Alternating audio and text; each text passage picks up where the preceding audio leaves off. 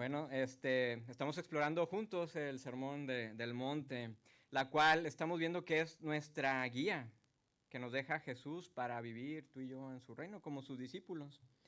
Y en la semana pasada vimos como una introducción que Jesús empezó su ministerio diciéndonos, arrepentíos que el reino de los cielos ha llegado, confiad en el Evangelio, arrepentimiento y fe. El reino de los cielos ha llegado, dijo Jesús.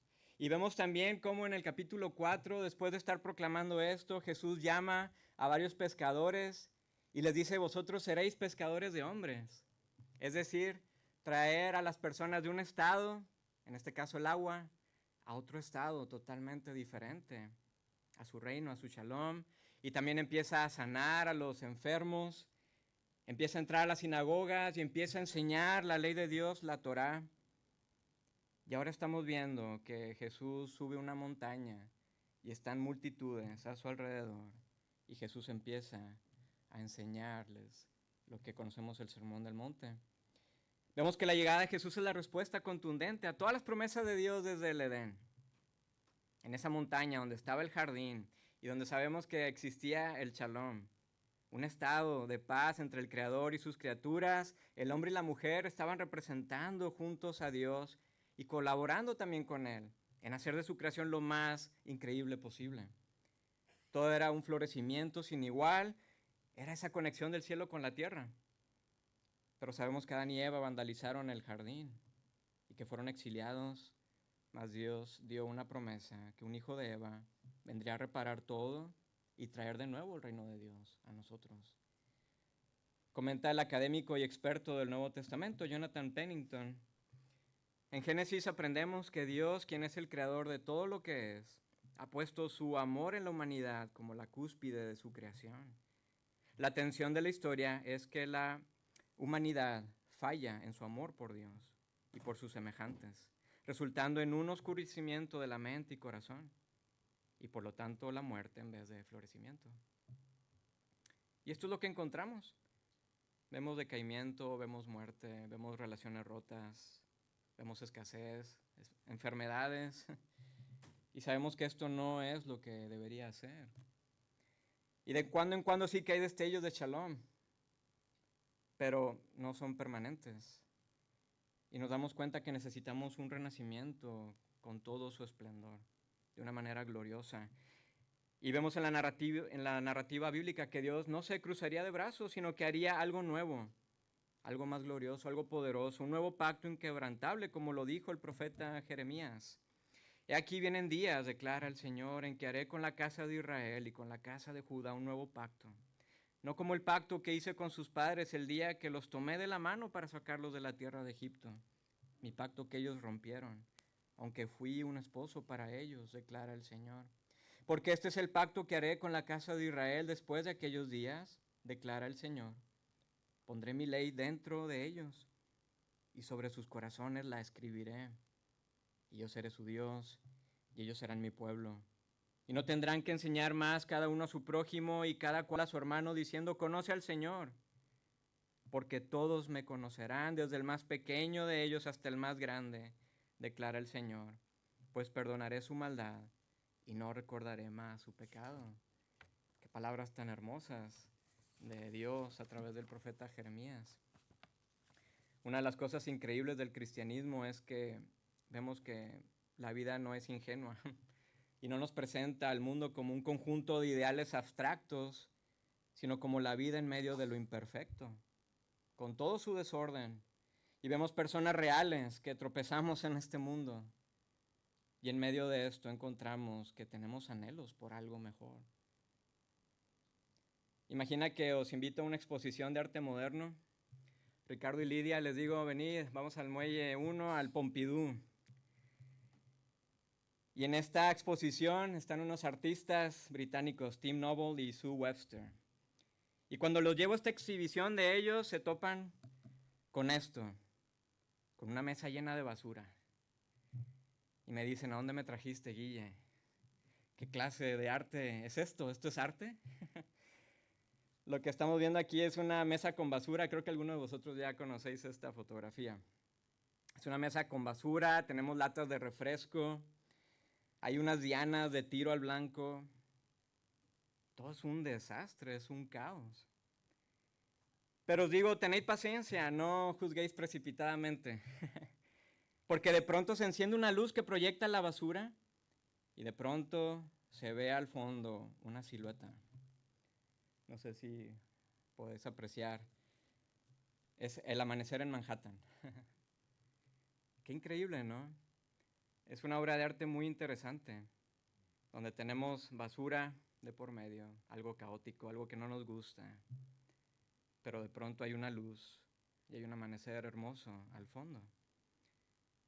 Esta obra de arte moderno es una muy buena ilustración de lo que está por pasar, de la gloria de Dios que está por llegar, de que los rumores del reino de Dios y la transformación de todo está por ocurrir.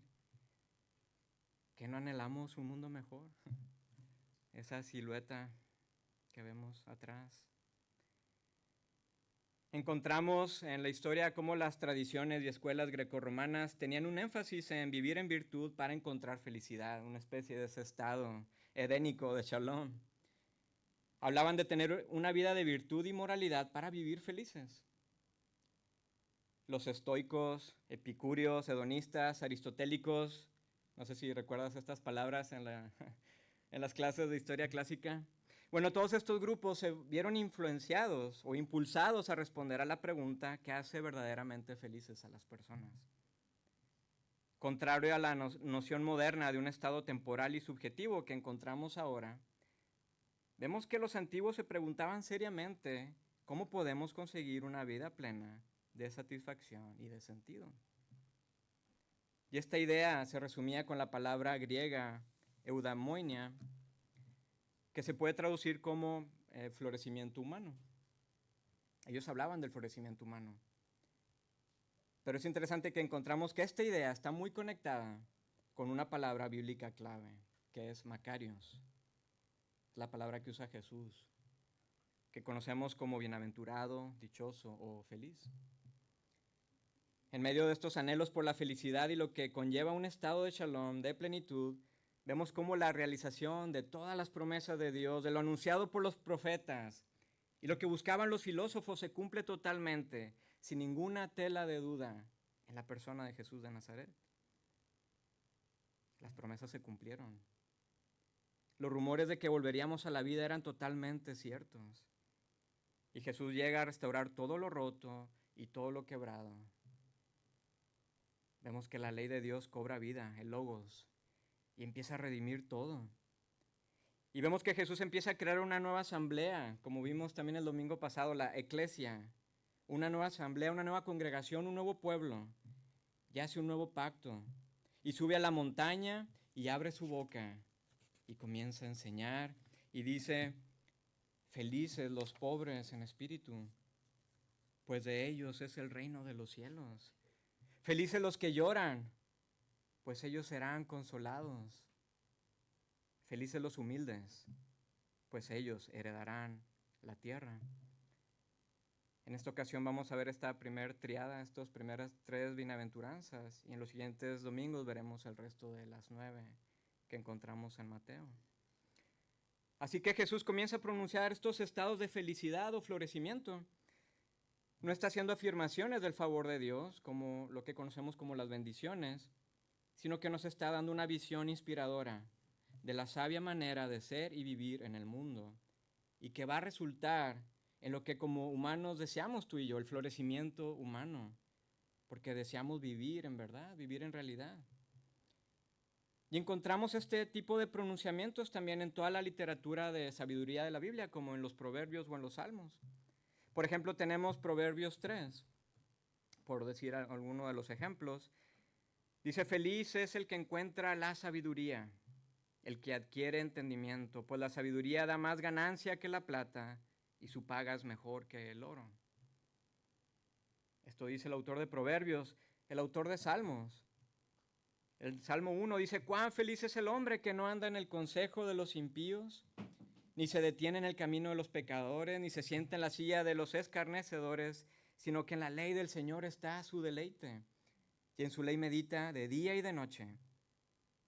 Será como árbol firmemente plantado junto a corrientes de agua, que da su fruto a su tiempo, y su hoja no se marchita, y en todo lo que hace prospera. Feliz. La palabra hebrea para feliz es asre, y la cual pues se traduce en el griego como Macarios. Y estas dos palabras, asre y Macarios, nos hablan de un estado de florecimiento humano, de una plenitud. Nos ayudan a ver y a imaginar el shalom. Pero todo esto no es exclusivamente en relación con Dios, mientras que la palabra bendecido en hebreo, que es Baruch, nos habla de ese favor de Dios que recibimos nosotros, de que Dios ha pronunciado su bendición a nosotros. Estas palabras nos hablan de un estado de vida. Estos pronunciamientos de felicidad en las bienaventuranzas nos hablan de un estado de vida. Sí, recuerdo la bendición de Dios para mí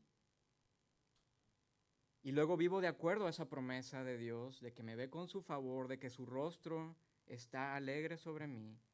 Y entonces estoy en un estado de felicidad aún en medio de todos los problemas de este mundo. Por ejemplo, el Salmo 1 es una forma poética de invitación implícita a que consideremos cuál es la mejor manera de estar en el mundo y a que persigamos esta manera. Básicamente nos está diciendo: feliz es la persona que se deleita en la enseñanza de Dios y medita en ella todo el tiempo, porque incluso en los tiempos malos seguirá firme, porque será como un árbol plantado en corrientes de agua viva. Un siglo antes de Jesús había un maestro judío conocido también como Jesús ben Sirá. Y podéis encontrar sus escritos que se conocen como Eclesiástico o Sabiduría, la sabiduría de Ben Sirá. Y en estos escritos él también habla acerca de virtudes para vivir en temor a Dios y entonces tener sabiduría y una vida plena. Y de hecho él también tiene 9 bienaventuranzas. Y esto es lo que él escribe: mi corazón guarda 9 bienaventuranzas y mi boca proclamará la 10ª. Feliz es el que se alegra con sus hijos. Feliz el que no tiene que servir a un inferior. Feliz el marido de la mujer insensata. Feliz el marido de la mujer sensata. Feliz el que no tiene que arar con buey y asno. Feliz el que vive para ver la derrota de sus rivales. Feliz el que no peca con su lengua. Feliz el que encuentra un amigo y el que no habla oídos sordos. Qué grande es quien alcanza sabiduría, pero nadie como quien teme al Señor. El temor del Señor lo supera todo. El que lo posee es incomparable. A simple vista parece como que estamos leyendo alguno de los proverbios, ¿no? Pero sin embargo, encontramos que muchos de sus dichos están influenciados por la cultura y la visión que tiene la cultura acerca de la virtud y lo que es la felicidad, porque dice: feliz el que no tiene que servir a un inferior. Está hablando de jerarquías, de estados de poder. Dice: feliz el que no tiene que arar con buey y asno. Parece como que está siendo clasista, ¿no? Imponiendo niveles de profesión y clase social. Dice: feliz el que vive para ver la derrota de sus rivales. O sea, hay que ganar los argumentos y ver a nuestros enemigos sufrir. Pero sin embargo, Jesús de Nazaret nos da una visión totalmente diferente. A considerar una vida contracultural del mundo, donde viviremos plenamente, donde estaremos en un estado de shalom, por lo cual estaremos felices. Vemos que el reino de Jesús es muy diferente a lo que encontramos en este mundo. Él nos habla de amar a nuestros enemigos. Es muy diferente a lo que escribe Ben Sirá.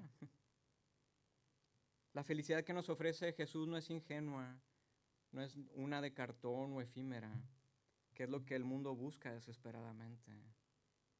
Pero tampoco es una felicidad que está influenciada por el mundo y la cultura. Juan Calvino, el reformador suizo, comentaba: la mayoría de la gente tiene la creencia errónea de que la persona feliz es la que está libre de molestias, que consigue todos sus deseos y lleva una vida alegre y fácil. Así que en vista de esto pensemos, ¿Cuáles serían mis pronunciamientos de felicidad? ¿Cuál sería mi lista de bienaventuranzas? ¿En qué cosas pienso que me van a dar felicidad? Y yo al reflexionar en esto veo que mis bienaventuranzas serán muy diferentes a lo que Jesús me invita a considerar. Mis bienaventuranzas serían algo como: feliz es quien vive lejos de vecinos que te quitan tu espacio de parking.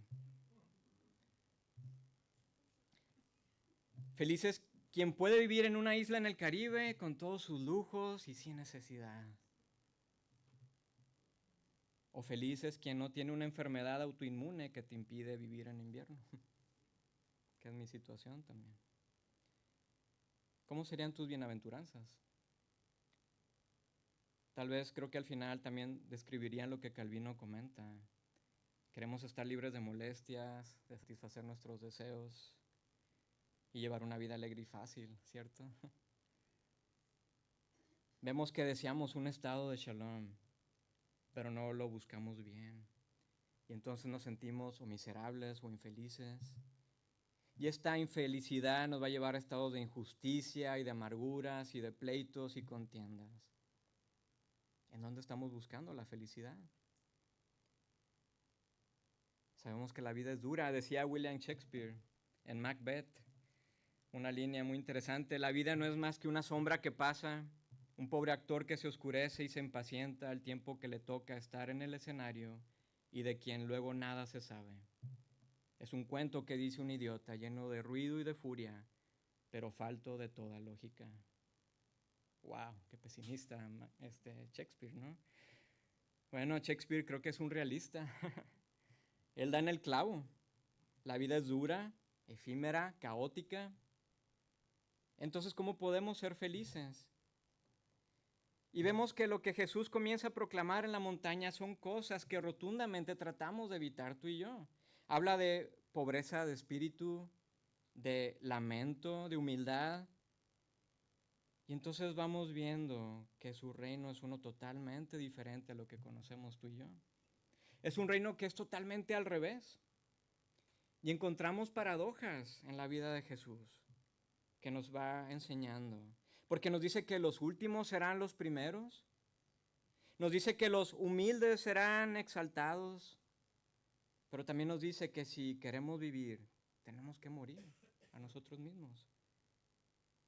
Y entonces Jesús comienza su sermón: felices los pobres en espíritu, porque de ellos es el reino de los cielos.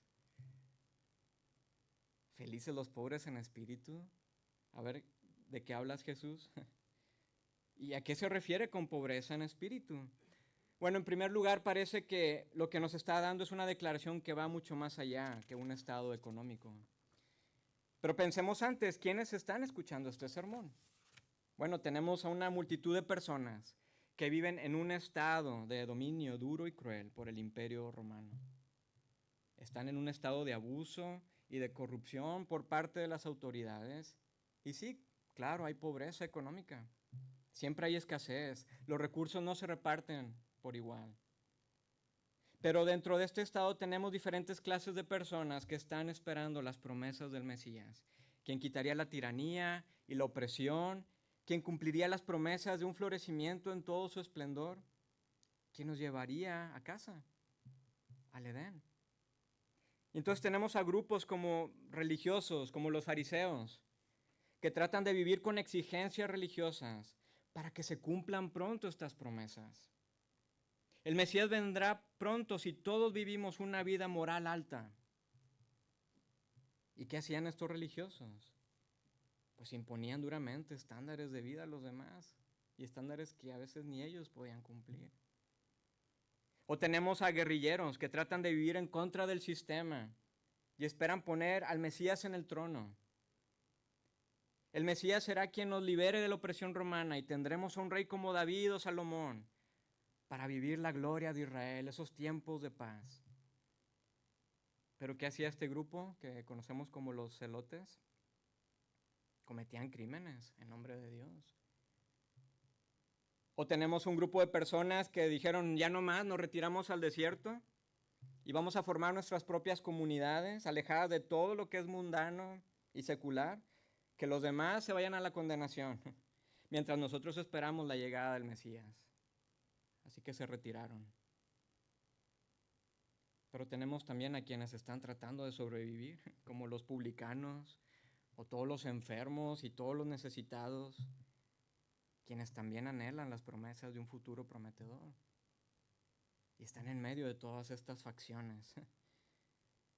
Así que los pobres en espíritu son quienes se saben en necesidad. No solamente la económica, sino en todos los aspectos.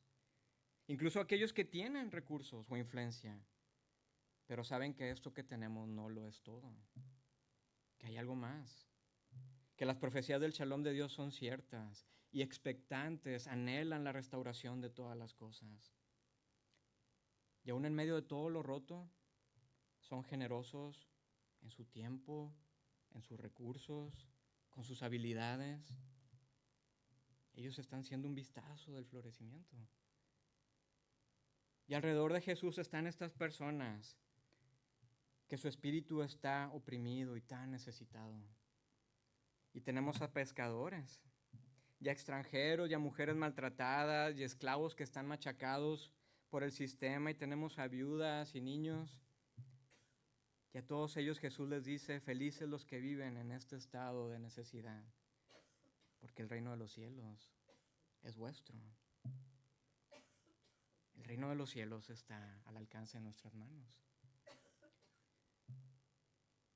La pregunta es, ¿me siento necesitado de Dios, aun si pienso que lo tengo todo? ¿Cómo uso mi tiempo? ¿Cómo uso mi influencia? ¿Cómo uso mis recursos? ¿O me aferro siempre a mis cosas, a mi profesión, a mis relaciones? Hay una frase muy interesante de Jorge Luis Borges, el poeta y escritor argentino, que decía, es tan triste el amor a las cosas no saben que uno existe. ¿En dónde buscamos nuestra felicidad? Así que vamos viendo que la felicidad que nos ofrece Jesús es un estado diferente a este mundo. Felices los pobres en espíritu, porque de ellos es el reino de los cielos. Y continúa diciendo, felices los que lloran, pues ellos serán consolados. Esta bienaventuranza va muy de la mano a la anterior. Jesús nos dice que son felices quienes experimentan el mundo y entienden que estamos en un estado por el que vale la pena lamentarse. Ven la opresión y la corrupción, pero también ven su impotencia ante este sistema. Y no se quedan cruzados de brazos, sino que lamentan el vandalismo del Shalom, pero también lo llevan ante Dios. Al ver nuestra ciudad y las situaciones de injusticia, nos lamentamos. Lamentamos la fractura de las familias. Lamentamos las condiciones de educación y empleo que existen. Lamentamos la pérdida de recursos naturales, ahora que seguimos en sequía. Pero también lamentamos el bagaje que estamos cargando por nuestro pasado. Si te mueves alegremente por la vida y piensas que todo va bien, probablemente no estás prestando atención al mundo. Hay quebranto en todos lados. Desde el bagaje que cargamos por nuestro pasado, las relaciones conflictivas que hemos tenido, hay quebranto dentro y fuera de nosotros. Y esto es en todos. Esto es en todos. Pero es interesante, paradójicamente, dice Jesús, son felices aquellos que prestan atención a la pérdida y el dolor, pero trabajan por hacer las cosas diferentes. Jesús les dice que ellos recibirán consuelo. Y ese consuelo es más allá de nuestra imaginación. No podemos pretender que todo está bien en medio de la tragedia y la muerte y la pérdida y la corrupción por la vida. De hecho, vemos en Jesús mismo un gran ejemplo ante la muerte de su amigo Lázaro. Sabemos que él lloró ante la muerte y lamentó la pérdida. Él no minimiza el dolor para nada. Y en su llanto proclama que la muerte no está bien, que este mundo no está bien. Encontramos al apóstol Pablo en medio de su quebranto, que experimenta una paz fuera de este mundo cuando comparte a los cristianos de Filipos y dice que la paz de Dios, el shalom de Dios que sobrepasa todo entendimiento, guarda nuestros corazones en Cristo Jesús, nuestro Señor. Una paz, un consuelo que sobrepasa todo entendimiento. Ese es el consuelo soberbio que necesitamos y que nos llevará a un estado feliz. Decía la reina Elizabeth que el lamento es el precio que pagamos por amar. Así que vemos que el Sermón del Monte es sobre el reino de Dios, el cual está siendo habitado por una nueva congregación de discípulos que son impulsados por amor a Dios y por amor a los demás. Felices los pobres en espíritu, porque de ellos es el reino de los cielos. Felices los que lloran, porque ellos serán consolados. Pero también Jesús nos dice que son felices los humildes, porque ellos heredarán la tierra. ¿Y qué significa esto? Bueno, recordemos que los judíos están viviendo en la opresión y el dominio del Imperio Romano. Todos los tiempos gloriosos y prósperos de la nación de Israel eran solamente un recuerdo del pasado.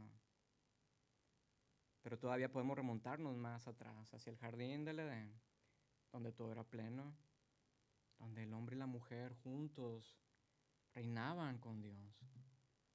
Pero por su desobediencia fueron exiliados, salieron del Edén. Pero en el exilio Dios comienza como otro Génesis. Crea un nuevo pueblo a través de Abraham y Sara, quienes se multiplican y toda esta familia se asientan en Egipto, pero fueron esclavizados de manera cruel.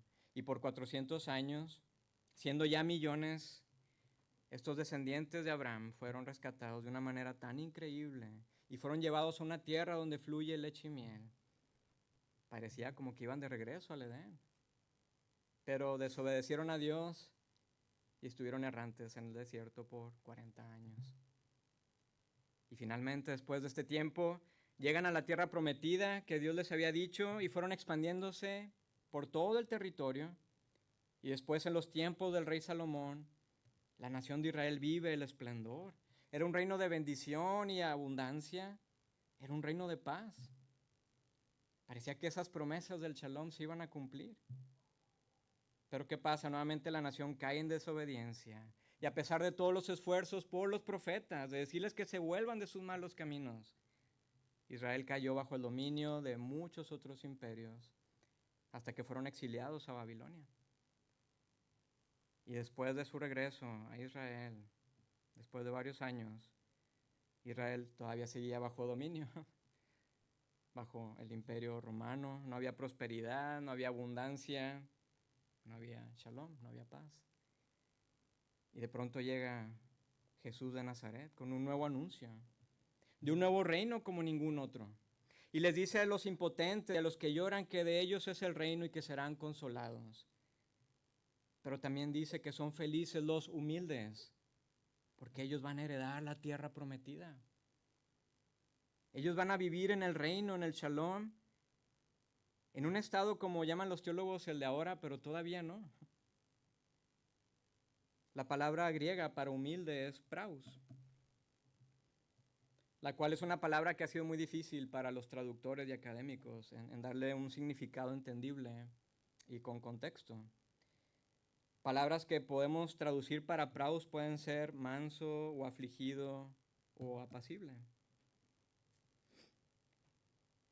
Pero es interesante que la mansedumbre bíblica no es debilidad, sino que se refiere a ejercer la fuerza de Dios bajo su control, es decir, mostrar poder sin dureza indebida.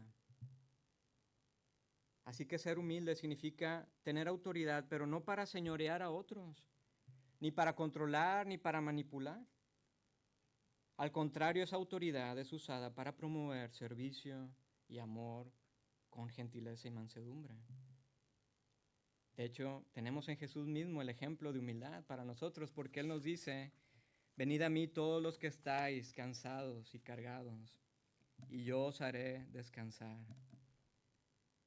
Tomad mi yugo sobre vosotros y aprended de mí, que soy manso y humilde de corazón, y hallaréis descanso para vuestras almas, porque mi yugo es fácil y mi carga es ligera.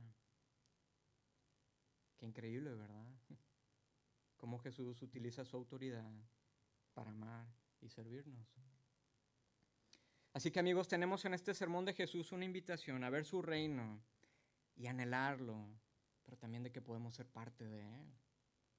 Y como veremos en las demás bienaventuranzas, hay cosas muy profundas, porque todo lo que Jesús nos está describiendo en cada una de ellas, Él mismo es nuestro ejemplo máximo. Pablo nos describe en su carta a los Filipenses este gran misterio de la encarnación del Dios poderoso en la persona de Jesús. Y dice: haya pues en vosotros esta actitud que hubo también en Cristo Jesús, el cual, aunque existía en forma de Dios, no se consideró el ser igual a Dios como algo a que aferrarse, sino que se despojó a sí mismo tomando forma de siervo, haciéndose semejante a los hombres, y hallándose en forma de hombre, se humilló a sí mismo, haciéndose obediente hasta la muerte y muerte de cruz. Estas palabras que nos describe Pablo son increíbles y sublimes, porque vemos que Jesús se hizo pobre. Sabemos que Él nació en un establo, hijo de una familia de clase baja en medio de toda la opresión. Pero también Jesús lloraba, se lamentaba al ver la condición del quebranto y el dolor de los humanos bajo el dominio que tenemos por el pecado. Él lloraba por la muerte y el extravío de sus hijos. Pero también Jesús, siendo Dios, hizo humilde y usaba su autoridad, pero para servirnos y amarnos de una manera que aún nos cuesta imaginar a ti y a mí. Y esto es una maravilla que debería dejarnos perplejos y asombrados. Seguiremos viendo que las palabras de Jesús en la montaña son nuestra guía para nuestro florecimiento, pero también para el florecimiento de nuestra comunidad. Y ese florecimiento y la renovación que vamos teniendo va a impactar nuestro trabajo y nuestra escuela y vecinos y familia y nuestra iglesia también. En Jesús vamos a encontrar una felicidad y un gozo verdaderos, y nada ni nadie nos puede arrebatar ese gozo.